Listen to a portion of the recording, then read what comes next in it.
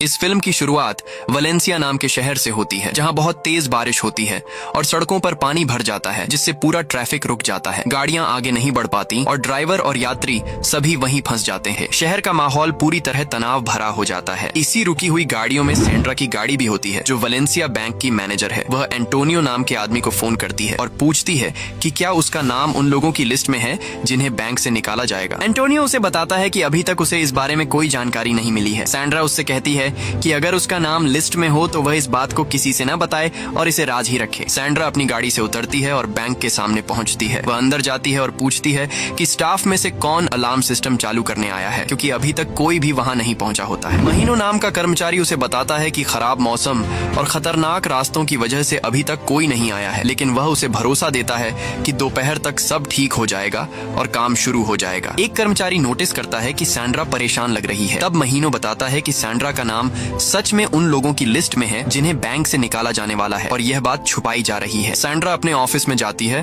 और फिर से एंटोनियो को फोन करती है। इस बार उसे पक्का पता चलता है कि उसका नाम लिस्ट में है और उसे बैंक से निकालने का फैसला लिया जा चुका है, जिससे वह बहुत दुखी हो जाती है। उसी समय एक हथियारबंद गैंग बैंक पर हमला कर देता है। कुछ लोग एक्सप्लोसिव्स जैकेट पहने होते हैं और बहुत जल्दी वे पूरे बैंक और सभी कर्मचारियों पर कब्जा कर लेते हैं। सैंड्रा अपने ऑफिस में होती है और वॉकिन नाम के अपने रिश्तेदार से फोन पर बात कर रही होती है। वह उससे मदद मांगती है ताकि वह अपनी नौकरी बचा सके, लेकिन वॉकिन कहता है कि वह कुछ नहीं कर सकता। तभी गैंग का एक सदस्य गैलो अपने साथी जैक के साथ उसके ऑफिस में आता है। वे सैंड्रा को पकड़ लेते हैं ताकि वह हिल न सके और उसके बाद वे बैंक के लॉकर तोड़ने की तैयारी करने लगते हैं। वे अपने औजारों से सेफ्टी बॉक्स तोड़ना शुरू करते हैं और साथ ही जमीन के नीचे एक सुरंग भी खोदते हैं ताकि चोरी का सामान बाहर ले जा सकें और किसी को पता भी न चले। गैंग का लीडर उरुग्वायो बाकी कर्मचारियों को कंट्रोल में रखने की कोशिश करता है ताकि बैंक के बाहर किसी को भी इस लूट की खबर न लगे और सब कुछ शांत दिखे। लेकिन अचानक उसे पता चलता है कि एक कर्मचारी ने ऑफिस में अलार्म बटन दबा दिया है, जिससे पुलिस को खबर जा चुकी है और उसकी पूरी योजना खतरे में पड़ जाती है। उरुग्वायो बहुत गुस्से में आ जाता है और उस कर्मचारी को मारता है जिसने अलार्म दबाया था। वह सबको धमकी देता है कि अगर किसी ने चालाकी की तो वह पूरे बैंक को उड़ा देगा और कोई भी नहीं बचेगा। एक महिला बंधक उसे समझाने की कोशिश करती है कि वह बम ना फोड़े, क्योंकि उसका एक बेटा है जिसे उसकी जरूरत है। उसकी बात सुनकर उरुग्वायो उसे अपने बेटे को फोन करने की इजाजत देता है। वह सभी कर्मचारियों को 1.5 मिनट का समय देता है ताकि वे अपने अपने घर वालों से बात कर सकें, लेकिन उसका असली मकसद उन्हें डराना होता है, न कि सच में किसी को मारना। इसी बीच पुलिस को अलार्म का सिग्नल मिल जाता है और उन्हें समझ आ जाता है कि बैंक खतरे में है। डिटेक्टिव डोमिंगो बैंक का नंबर मिलाता है ताकि हालात के बारे में पता कर सके। फोन गैंग का एक सदस्य उठाता है और वह धमकी देता है कि अगर पुलिस ने दखल दिया तो वे सभी बंधकों को मार देंगे। वह कहता है कि पहले उन्हें जो चाहिए वह मिलने दो, फिर वे निकल जाएंगे। गैंग पुलिस से एक कार और एक प्लेन की मांग करता है ताकि वे लूट के बाद आराम से भाग सकें। डोमिंगो उन्हें बताता है कि यह फैसला उसके अकेले के हाथ में नहीं है और उसे ऊपर से मंजूरी लेनी पड़ेगी। उधर गैंग के एक सदस्य जीजीओ अपने लीडर को बताता है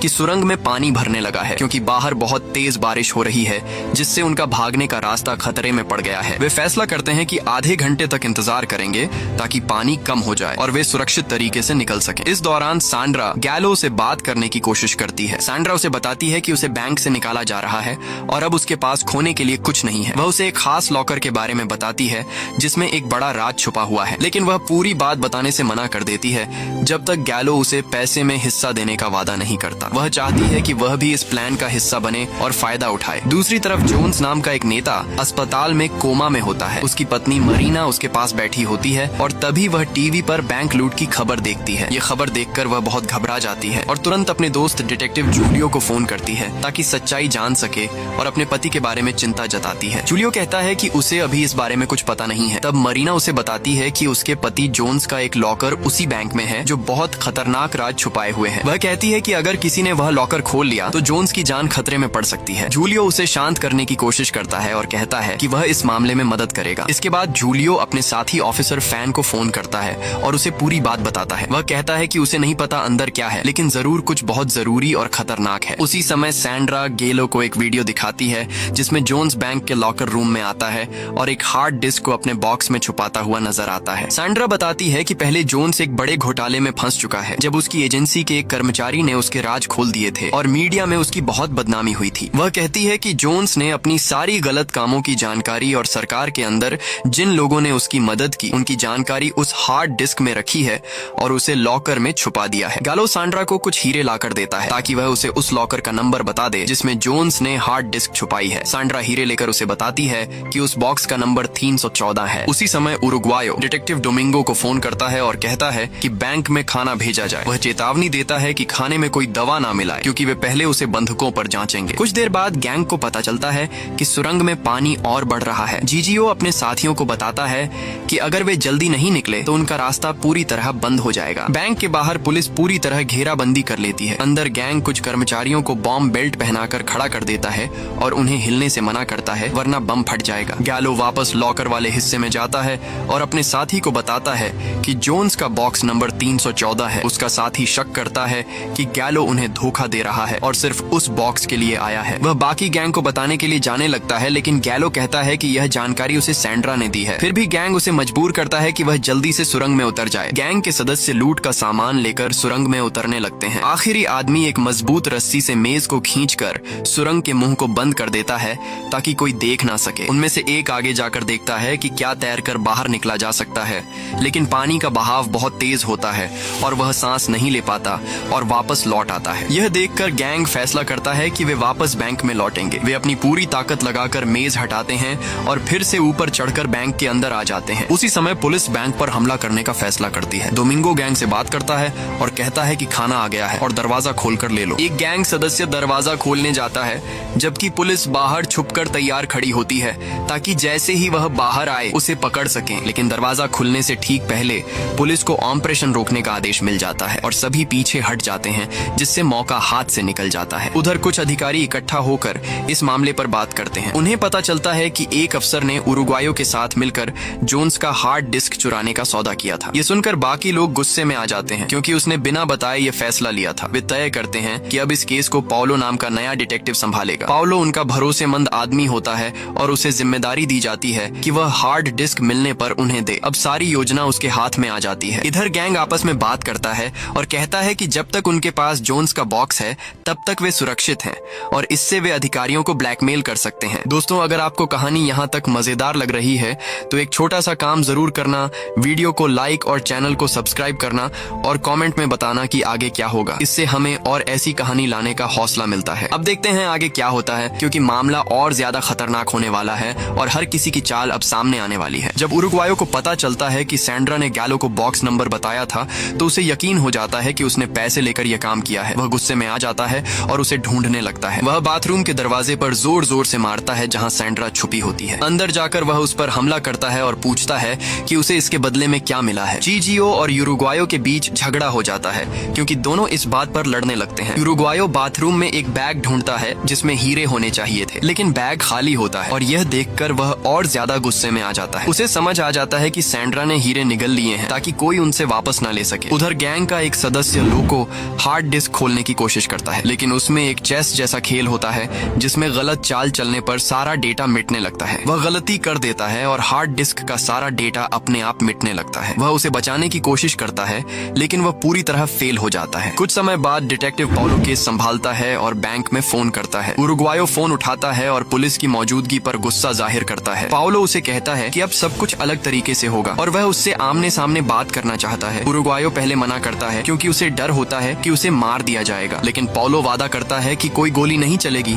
और वह बैंक के दरवाजे पर मिलने के लिए तैयार हो जाता है। 5 मिनट बाद वह बाहर आता है। पाओलो उससे बात करता है और कहता है कि उसका प्लान फेल हो गया है इसलिए वह उसकी मदद करेगा भागने में, लेकिन उसे उसके बताए अनुसार चलना होगा। बैंक में लौटकर उरुग्वायो बाकी गैंग को यह प्लान बताता है जिसमें पास की बिल्डिंग से भागने की बात होती है, लेकिन बाकी लोग शक करते हैं कि यह जाल हो सकता है। उरुग्वायो उन्हें समझाता है कि वे चौथी मंजिल तक जाएंगे और एक खुले खिड़की से अंदर जाएंगे जहां पुलिस की यूनिफॉर्म रखी होगी ताकि वे बदल सकें। उसी समय लोको सच बताता है कि उसने हार्ड डिस्क का सारा डेटा मिटा दिया है। ये सुनकर उरुग्वायो बहुत गुस्से में आकर उसे मारता है। गैलो उसे रोकने की कोशिश करता है लेकिन जब उसे भी सच पता चलता है तो वह भी लोको पर हमला कर देता है। सभी समझ जाते हैं कि अब उनका सबसे बड़ा सहारा खत्म हो गया है। गैंग पाओलो के बताए रास्ते से बिल्डिंग में पहुंचता है जहां एक आदमी उनकी मदद के लिए होता है। वे पुलिस की यूनिफॉर्म पहन लेते हैं लेकिन गैलो उस आदमी को मारकर बेहोश कर देता है ताकि पुलिस को उनके बारे में पता न चले। वे बिना किसी की नजर में आए वहां से निकलना चाहते हैं। वे नीचे एंट्रेंस पर पहुंचते हैं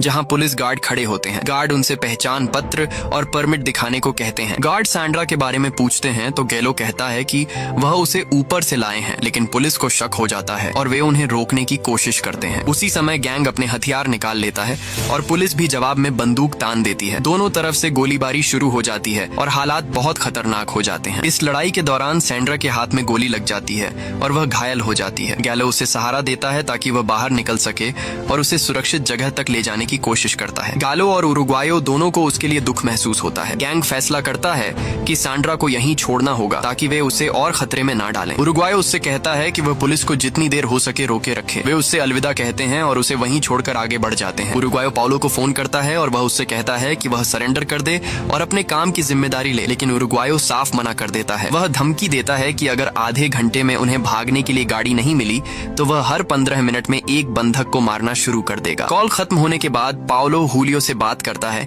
और समझता है कि उन्हें बहुत सोच समझकर कदम उठाना होगा क्योंकि गैंग खतरनाक है और हर चाल सोचकर चलता है। दोनों इस बात पर सहमत होते हैं कि गैंग को बिना बंधकों के ही बैंक से बाहर निकलना होगा ताकि किसी की जान खतरे में ना पड़े। उधर उरुग्वायो और गालो लॉकर रूम में बैठते हैं और आपस में माफी मांगते हैं। वे पुरानी बातों को भूलकर फिर से एक दूसरे पर भरोसा करने लगते हैं। वे अपने पुराने अनुभव बताते हैं और हंसने की कोशिश करते हैं ताकि तनाव कम हो सके। हालात के बीच वे खुद को संभालने की कोशिश करते हैं। लोको एक महिला बंधक के करीब आ जाता है और उसे अलग ले जाता है। वह उसे चोरी किए गए पैसों में से काफी रकम देता है और उसे छुपाने को कहता है। वह बताता है कि यह पैसा एक भ्रष्ट नेता के लॉकर से लिया गया है जो लोगों से चोरी करता है, इसलिए उसने उसे हिस्सा देने का फैसला किया। महिला डरते हुए पैसे लेती है और अपने कपड़ों में छुपा लेती है। वह वहाँ से चली जाती है और कुछ नहीं कहती। जब गैंग को लगता है कि उनका प्लान सही नहीं चल रहा है तो वे नया तरीका अपनाने का फैसला करते हैं और हालात को अपने हिसाब से मोड़ने की कोशिश करते हैं। उरुग्वायो पाउलो को फोन करता है और कहता है कि उन्हें सरकार के किसी आदमी से बात करनी है। पाउलो कारण पूछता है लेकिन वह कुछ नहीं बताता। वह कहता है कि अगर उसकी बात नहीं मानी गई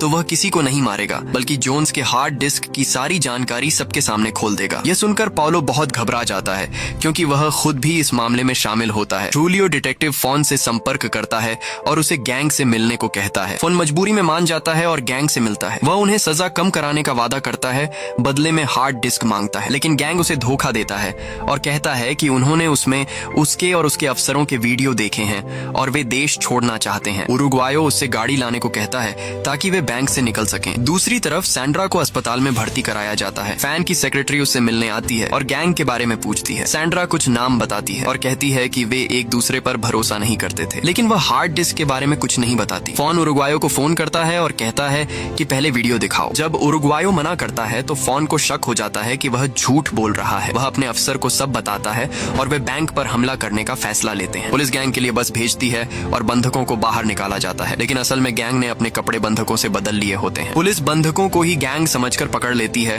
और असली गैंग आराम से निकल जाता है। जब तक सच्चाई सामने आती है तब तक बहुत देर हो चुकी होती है। गैंग अपने बनाए हुए गुप्त रास्ते से सुरंग में जाता है क्योंकि अब पानी कम हो चुका होता है और रास्ता खुल चुका होता है। आखिर में गैंग देश छोड़कर भाग जाता है और अपने नए जीवन की शुरुआत करता है जैसे कुछ हुआ ही ना हो। इसी के साथ कहानी का अंत होता है। अगर आपको ये कहानी पसंद आई हो तो वीडियो को लाइक और चैनल को सब्सक्राइब करना न भूलें।